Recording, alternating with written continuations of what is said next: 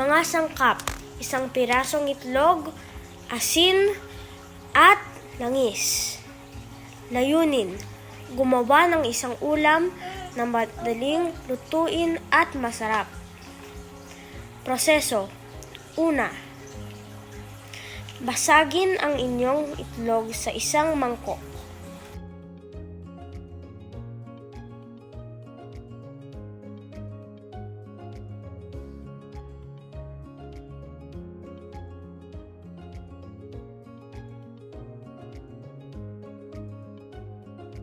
Pagkatapos, pantay-pantay na ikalat ang inyong kurot ng asin.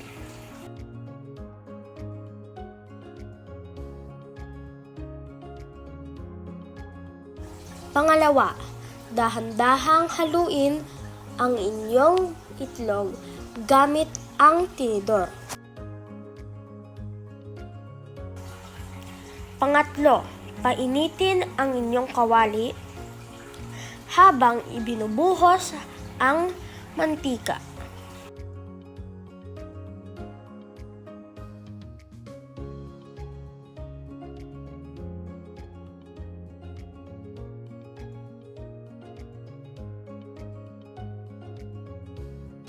Ibuhos ang itlog sa kawali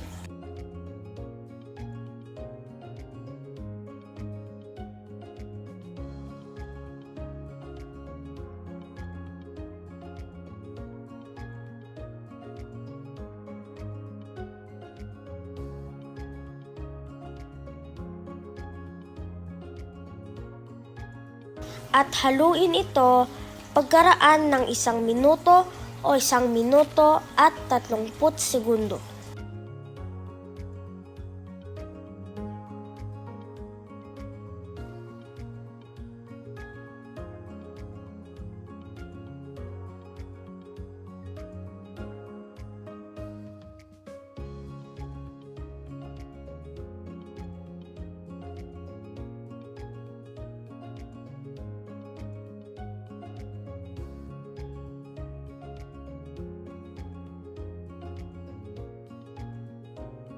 Kapag ang itlog ay namuo na, maaari na itong ahunin o alisin sa kalan at ihain.